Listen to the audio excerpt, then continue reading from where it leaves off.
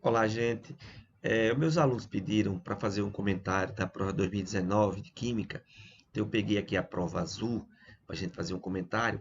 Eu vou ser bem sucinto em cada questão, para não ficar muito cansativo o vídeo e você ir na resposta já direta, beleza?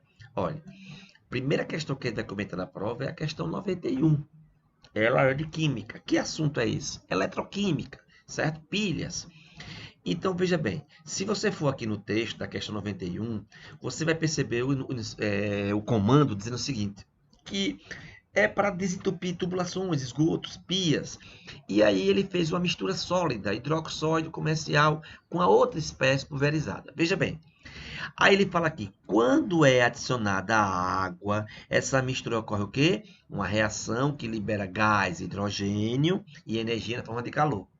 Gente, se você for aqui na tabela, né, a tabela de redução, aqui está a reação que o texto falou.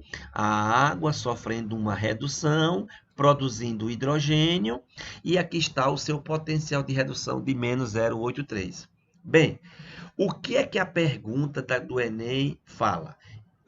Qual é a outra espécie que está presente na composição da mistura sólida para aumentar a sua eficiência? Minha gente, se a tabela diz que ela é sem reação de redução, aqui está a redução, então se você já descobriu que a água se reduz ao hidrogênio, está ocorrendo uma redução, para que essa pilha seja eficiente, para que isso ocorra, seja completa, o que é que está faltando? Uma oxidação.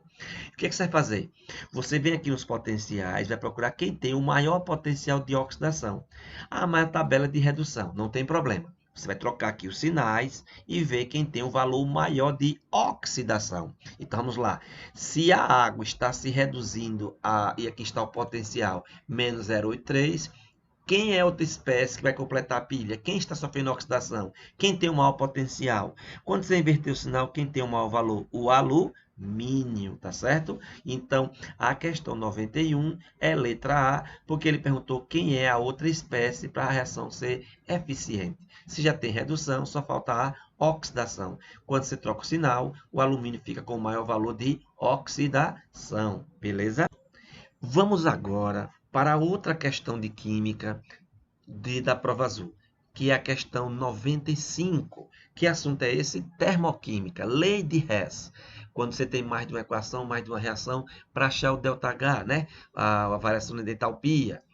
Gente, você está vendo aqui as duas reações, né? A primeira, a queima da glicose, formando CO2 e A, combustão completa, liberando aqui 2.800, né? Está aqui o sinal do negativo, informando que é a reação exotérmica, beleza? Uma combustão completa. E a outra substância que está sofrendo a queima é o ácido lático. E ele está aqui, o ΔH dele também negativo, claro, é uma combustão exotérmica. O que é que o Enem quer? Qual é o comando da questão? Você vai dizer, mas isso não é lei de Hess, não tem mais de uma reação? Cadê a reação global? Cadê a reação final? Exatamente. Ela está aqui no texto. Vamos ler? Ó, a glicose ser convertida em duas moléculas de ácido lático. Então, a reação final, qual vai ser? Essa glicose vai ficar no reagente, né? Porque ele quer que ela seja convertida em que? Em duas moléculas de ácido lático. Ou seja, como é que vai ser a reação global? Você vai manter a glicose no reagente, certo? Então o ΔH permanece, você não mexe nele, deixa como está. Só que esse ácido lático vai ter que passar para o produto, porque vai se formar, né? Ele vai ser formado, são duas moléculas dele. Você passa o produto e multiplica por dois, porque são duas moléculas, beleza? Então, como é que você vai resolver essa questão? Vamos lá? Como é que ficou o ΔH? O primeiro você permanece, porque afinal a glicose ficou no reagente. Só que o outro ΔH você primeiro vai mudar o sinal, passar positivo. Por quê? Porque o reagente, o ácido lático, vai passar para o produto. Ele agora é o quê? É produto, tá vendo? E você vai dobrar, vai multiplicar por 2, porque ele quer duas moléculas. Quando você dobrar essa molécula aqui, de menos 1,344, você encontra o valor mais 2.688. Então, é só somar os valores. Menos 2.800 com mais 2.688 dá quanto? Menos 112. Vem aqui na resposta, procura 112. Claro que o sinal negativo não está, mas tem o verbo libera. Libera quer dizer menos, exotérmica, certo? Não se diz libera menos 112, basta dizer libera 112. Libera já é menos, tá? Então, a questão 95, letra A. A próxima questão é a 103. Estou na prova azul, né? 2019, Enem, questão 103. Uma questão sobre biochip, tá certo? Que é usado no auxiliar no diagnóstico das diabetes mellitus. Bem, aqui no texto, depois você lê todo o texto, tem duas reações, tá? Duas equaçõezinhas aqui, ok? A questão pergunta assim: qual o tipo de reação que ocorre na superfície do biochip das duas reações? Você vai usar o seu conhecimento químico, analisar essas duas reações e classificá-la. Gente, observe que na reação de cima, a equação número 1, o oxigênio está livre, uma substância simples. Então, o NOx dele é quanto? Zero.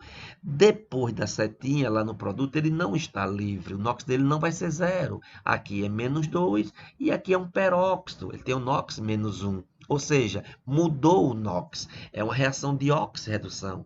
E na equação 2, basta perceber aqui, ó, que o oxigênio está como composto, né, no peróxido de dióxido de hidrogênio, que é uma oxigenada. Então, ele passa de menos 1 para zero. E aqui de menos 1 para menos 2. Então, também tem uma variação de NOx. Uma questão fácil, onde você percebe que variou o NOx. Então, a resposta é a letra C, oxirredução. E aí chegamos na questão 105, uma questão sobre modelo atômico. Mais uma vez, caindo Bohr. Toda vez que você envolver uma questão que só tenha falando em massa, leis ponderais, se responde Dalton, procura Dalton. Se você perceber uma questão sobre descoberta dos raios catódicos, ampola de Crookes, é Thomson. Se falar em núcleo, órbitas circulares, mas sem falar em energia, é Rutherford. Agora, falou energia, luz, lâmpada, fogo de artifício, a resposta é Bohr, tem que procurar Bohr. Não esqueça, boa luz, luz é Bohr e boa luz, boa luz, boa luz. Beleza? Vamos lá. O que Bohr dizia? Dizia assim: um elétron gira em torno do núcleo em órbita circular, né, com energia constante. Se ele absorver energia, ele salta para uma camada mais distante do núcleo. Quando ele perder essa energia, ele volta para sua camada de origem e libera luz. Então, a questão que fala sobre o bico de Bunsen, que fala da cor da luz emitida, que é a palavra-chave luz, luz emitida, a palavra-chave luz, bom. Então, aqui está a resposta. Transição eletrônica é a mudança de elétrons de um nível mais externo para outro mais interno na eletrosfera atômica. Ou seja, quando ele perde energia, ele volta para a camada dele e libera o quê? Luz, luz. Então, questão 105, letra D. Bem, gente, chegando à questão 108, uma questão sobre Linus Pauling, ao mesmo tempo de ligações químicas, certo? Ligação covalente, né? Compartilhamento de elétrons. É uma questão que fala sobre o xenônio, ele dá aqui a camada de valência, não tem a tabela periódica, né? Então tem que aqui dar os dados ao aluno. Aqui está o xenônio, certo? Com 8 elétrons na última camada, certo? E aqui embaixo ele fala do flúor, mostrando que o flúor tem 7 elétrons na última camada. E a pergunta é, quando eu ligar o xenônio, certo, com o flúor, quantos elétrons vai ficar na última camada, ficarão na camada de valência do xenônio? Quantos elétrons vão ficar? O que é que você vai fazer? O xenônio tem quantos elétrons? A gente contou? 8. O xenônio tem 8, beleza? Onde é que o flúor se localiza? Ele se localiza na antiga família 7A, grupo 17, né? Ele tem 7 elétrons na última camada. Gente, se o flúor tem 7 elétrons na camada de valência, ele só vai ligar uma vez. Ele só precisa de mais um elétron para fechar o octeto com 8. Então, imagine, o xenônio vai ter que ligar a quantos flúors, né? A 2. Porque o xenônio tem 8 elétrons, não é isso? 8 elétrons na dupla camada. Ele vai ligar ao flúor. Por que 2 flúors? Está vendo aqui a palavrinha? Ó, difluoreto de xenônio. Difluoreto de xenônio. Quer dizer difluoreto? 2 flúors. 2 flúors. Com um xenônio só. Então, como é que fica essa ligação? O xenônio vai se ligar a 2 flúor, um de cada lado, né? Uma ligação, uma geometria linear. E aí o que acontece? O xenônio tem quantos elétrons? tem 8 elétrons, não é isso? Ele vai ligar a um flúor de cada lado, ou seja, ele vai ganhar um elétron de um flúor e um elétron de outro flúor, formando quanto? 10. Então, se o xenônio tem 10, 8, e ele vai ligar dois flúors, ele vai pegar um elétron de cada flúor, formar dois pares, 8 com 2, 10. Então, letra C é a resposta dessa questão 108, tá? Porque é o xenônio, tem 8, ele vai ligar dois flúors, então o flúor tem 7 elétrons, né? 7. Para cada flúor estabilizar, tem que ligar uma vez, então vai formar um par do xenônio com um flúor e um par do xenônio com outro flúor, formando 10 elétrons, certo? Então a questão 108, letra C. Voltando a falar aqui, eu não estou escrevendo nem dizendo no quadro, porque os alunos quiseram só um comentário de cada questão, mas quem tiver dúvida é só mandar para mim que a gente tira, tá? Chegando à questão 112 da prova azul, é o seguinte: é uma questão onde ele fala sobre hidrocarbonetos, quando você faz a destilação do petróleo, né, a obtenção, ele começa a dar a faixa de temperatura. Observe que o número de átomos de carbono vai aumentando, o número de átomos, olha, vai aumentando, e com isso ele tem uma maior temperatura de ebulição. Tá vendo a faixa aqui? E é isso que ele fala aqui, ó. Apresenta as principais frações da destilação em diferentes faixas de temperatura. E aqui abaixo ele fala, na fração 4, a separação dos compostos ocorre com temperaturas mais elevadas, por quê?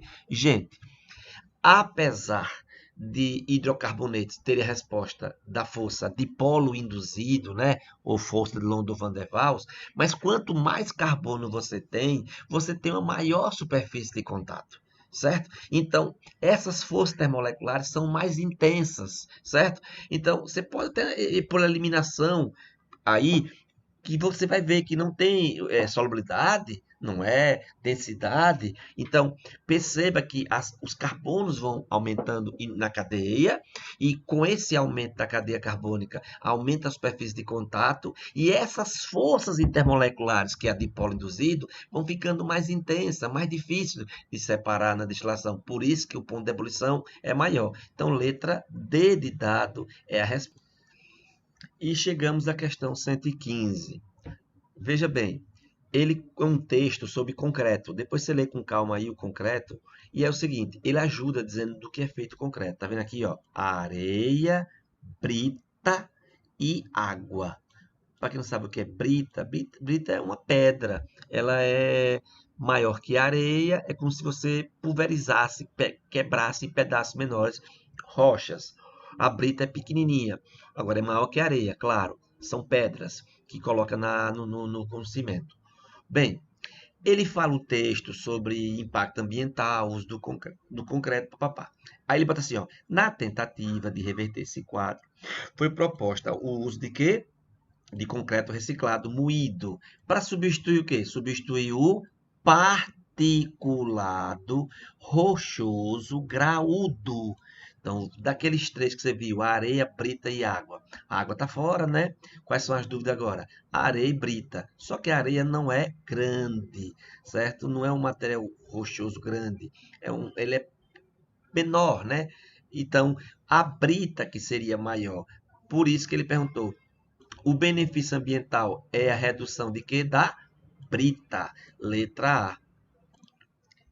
Essa questão 116, muitos alunos tiveram dúvida, não souberam interpretar. É uma questão sobre fosfolipídio, né? Ele dá aqui a estrutura, essa cabeça aqui preta é a cabeça polar, é a parte que é solúvel em água, né? Hidrofílica, e aqui as caudas hidrocarbônicas, né? Hidrofóbicas, certo? Bem, veja bem, ele dá a você cinco estruturas de fosfolipídios. E pergunta assim, qual delas tem maior fluidez? Essas cadeias que estão quebradinhas aqui, eles mostram aqui que significa uma insaturação. Uma dupla entre carbonos, por exemplo. Você sabe que cada dupla tem um par de elétrons pi, né? Par de elétrons pi. Ocorre a maior repulsão. Então, veja bem, o texto falou o seguinte aqui. Quanto maior for a magnitude das interações, quanto mais interação tiver, menor é a fluidez. E não é isso que ele quer. Ele quer que tenha maior fluidez. Precisamos procurar o contrário, ou seja, que tenha menos interação possível. Por exemplo, você vê na cadeia número 4, há muita interação aqui de uma cadeia com a outra, tá vendo? E grande, cadeia grande. Olha essas grandes, você já elimina, né? Procura uma cadeia pequenininha para ter menos contato possível. Olhando para essas três, essa aqui tem muito contato entre elas, tá vendo? O tempo todo há uma interação. Essa três está meio louquinha, né? Tem, não tem, tem, não tem.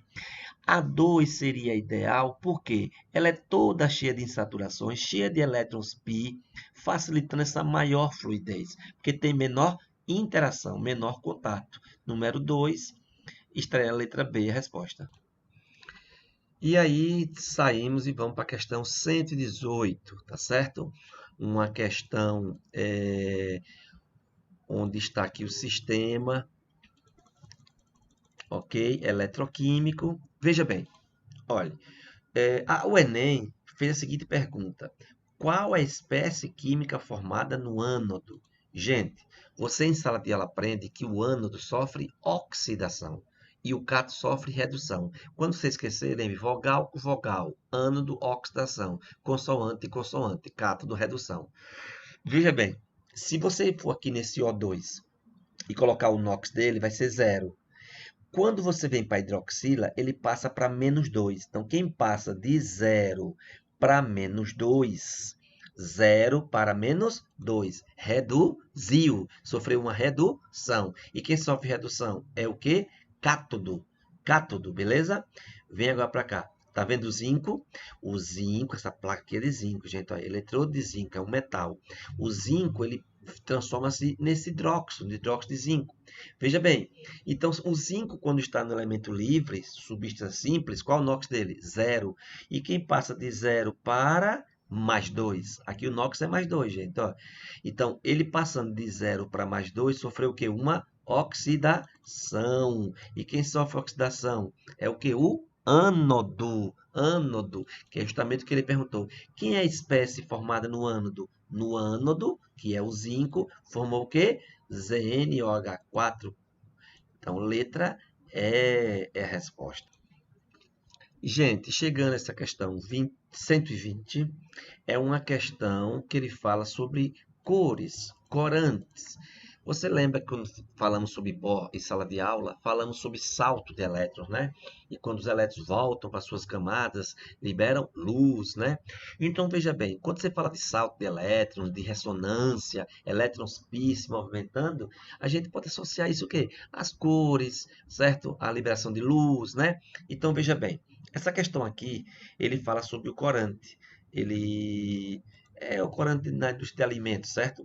Bem, e aí ele colocou aqui 3 substâncias e ele pergunta assim, ó, a propriedade comum às estruturas que confere cor a esse composto é a presença de quê? Gente, observe que são 3 substâncias que contêm o quê? Cadeias conjugadas ou alternadas, conjugadas ou alternadas, conjugadas ou alternadas. Lembra do benzeno, que os elétrons sofrem ressonância? Aqui também. Então, esses elétrons livres, saltando, sofrendo essa ressonância, né? Nessa cadeia, esses pares conjugados, é o que associa a essas cores. Então, aqui está a resposta, cadê? Cadeia conjugada ou alternada. Essa é a resposta dessa questão 100 e... Chegando à questão 122. Uma questão sobre o sabonete, entre aspas, né? O sabonete de aço inoxidável. Veja bem, de aço inox. É o seguinte, eu não gostei muito dessa questão porque eles colocaram essa figura e complicou muito a cabecinha do aluno, entendeu? Porque é o seguinte, o texto, se você for levar ao pé da letra, a questão de inox, redox, complica mesmo, entendeu? Agora, a palavra-chave aqui é essa, ó, a principal vantagem desse sabonete é que ele não se desgasta com o uso. E você aprende em sala de aula que uma substância que não faz parte da reação é recuperada no final, não se desgasta, é o catalisador. Então, a questão 122, sem fazer muita polêmica, essa figura aqui mudaria tudo, é a letra E. Essa questão 123, alguns alunos pediram comentar. Eu acho mais biologia do que química, mas a biologia e a química está sempre casada, né?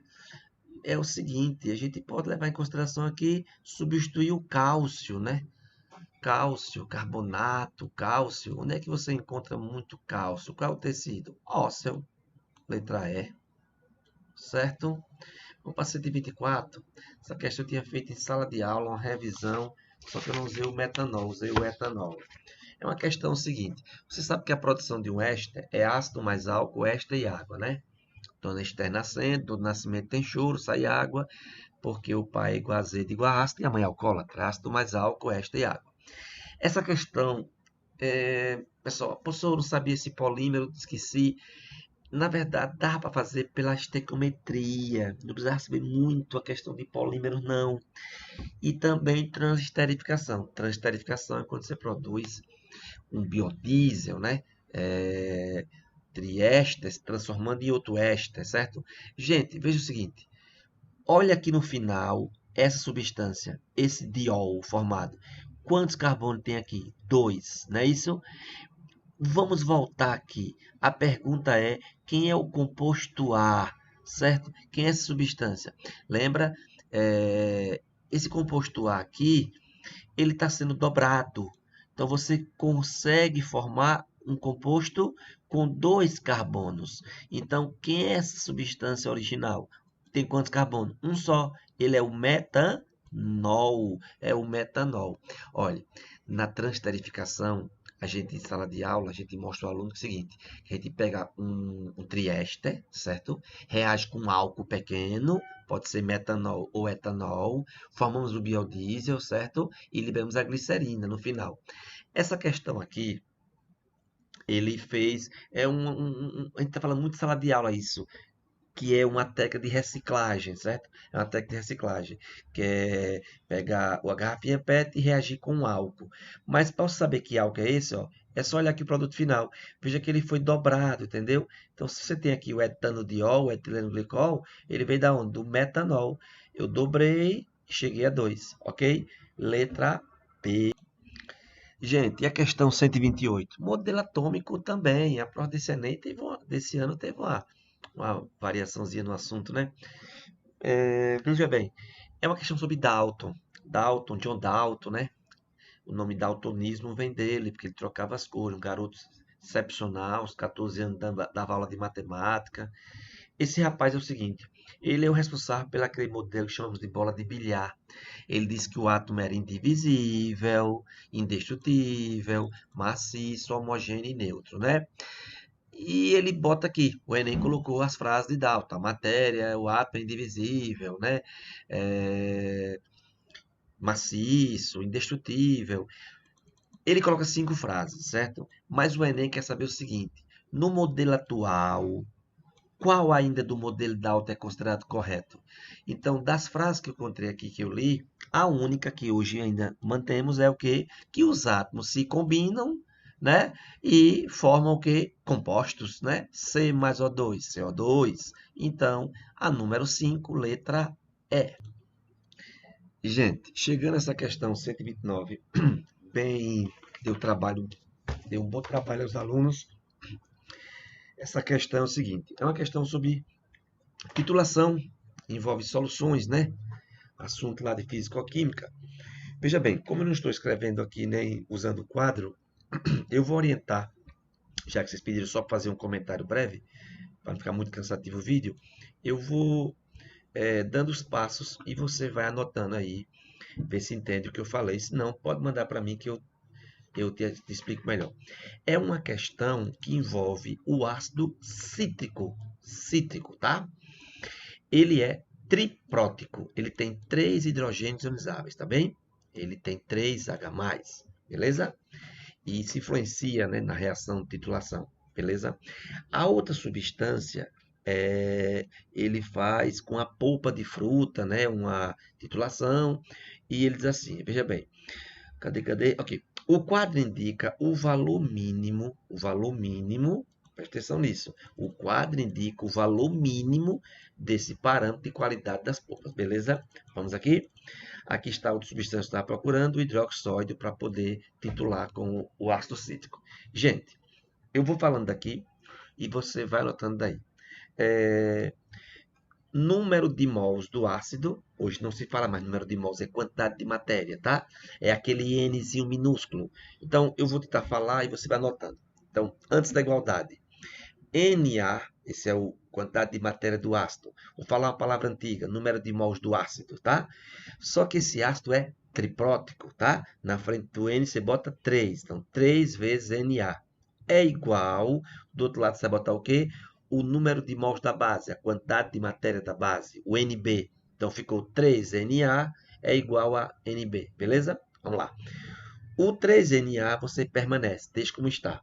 No lugar do NB, você vai fazer o quê? Vai botar M maiúsculo, que é molaridade, mol por litro, MB vezes VB. No lugar do número de mols de B, da base, você vai substituir por M maiúsculo vezes V, molaridade da base vezes volume da base. Beleza? Ah, porque você vai mexer só desse lado? Porque eu tenho a concentração molar e o volume da base, tá? Vamos lá? Vamos para os valores? Vamos lá. Então, 3, você repete, né? 3 vezes Na é igual a... Substitua a molaridade da base por 0,01, que o texto deu. Tá vendo aqui? Vezes o volume. 24, só que tem que ser em litro, vezes 10 a menos 3. Então, ficou 3 vezes Na é igual a 0,01 vezes 24 vezes 10 a menos 3. Você vai encontrar o número de mols do ácido, falando bonito, a quantidade de matéria do ácido, 8 vezes 10 a menos 5 mols. Então, você vai encontrar Na igual a 8 vezes 10 a menos 5 mols, beleza? Você acabou de descobrir o número de mols do ácido. Bem, a massa molar do ácido, ele deu aqui em cima, 192 gramas por mol. Por mol. Vamos ao próximo passo? Faz assim. 1 mol está para 192 gramas. 1 mol está para 192 gramas, tá? E embaixo de 1 mol, você vai botar o quê? O que você acabou de achar. 8 vezes 10 a menos 5 mols. Está para X. Você vai encontrar a massa. Vai encontrar a massa, sabe quanto valor? 1.536 vezes 10 a menos 5. Você podia parar por aí, não podia? Podia parar por aí a questão. Só que essa questão, esse valor que você achou, está para, vamos aqui no texto, vamos achar aqui, ó, está para 2,2 gramas da amostra. O que você achou está para 2,2 gramas da amostra. Então, na verdade, a gente vai ter que achar para 100 gramas de polpa. Cadê a tabelinha? Está aqui, ó. Certo? Vamos fazer regra 3? Vamos lá. Bota aí. 1.536 vezes 10 a menos 5 gramas está para 2,2 gramas de polpa. Embaixo de 2,2 você bota 100 gramas, está para X. Aí você vai encontrar aqui a resposta 0,69 gramas. Bem, agora dá para analisar a tabelinha. Complicada a questãozinha, né? Chatinha, né? Bem, você encontrou 0,69 gramas. Gente, ele fala que o quadro indica o valor mínimo para essa polpa, o parâmetro. Então, quem tiver acima de 0,69, certo? A gente não vai aceitar, tá? Por exemplo, 0,8 não vai poder ser, porque o mínimo se achou quanto? 0,69, tá? Não vai dar, ok? Então, a célula está fora, né? Caju, 0,3 pode? Pode, porque é um valor abaixo, não é isso? 0,3, né? Cupuaçu pode? Não. 1,5 como valor mínimo? Não, né? Graviola, aê, 0,6. 0,6, né? E maracujá também muito alto, 2,5. Então, valores que você achou proporcional 0,9 foi 0,6 e 0,3, tá? Resposta letra C, caju ou graviola, certo? Galerinha, o pessoal pediu para eu comentar essa questão 134. Não sei se é mais biologia do que química, mas vamos comentar aqui. É o seguinte, aqui tem um copo de vidro, papel de filtro, aquele laboratório que você conhece, faz filtração, e o álcool etanol. O texto fala que ocorre uma absorção do líquido pelo papel. O papel absorveu o líquido. Gente, como é que esse líquido se movimentou até o papel? Qual a resposta você marcaria? Evaporação do líquido? Aí o líquido evaporaria e ia embora, entendeu? Diferença de densidade, gente, o que isso tem a ver com a pergunta? Houve alguma reação? Ó, resistência ao escoamento do líquido? Não, o líquido está escoando. Não houve aqui uma viscosidade, houve? Não. A capilaridade nos poros do papel facilitaram com que esse líquido fosse absorvido no papel. Beleza? Letra D. Então, gente, eu finalizo aí com esse comentário. Desculpa alguma coisa que você não entendeu, sem eu estar escrito no quadro ou no papel. O pessoal pediu só para comentar, tá bom? Beijão, tudo de bom para vocês e boa sorte.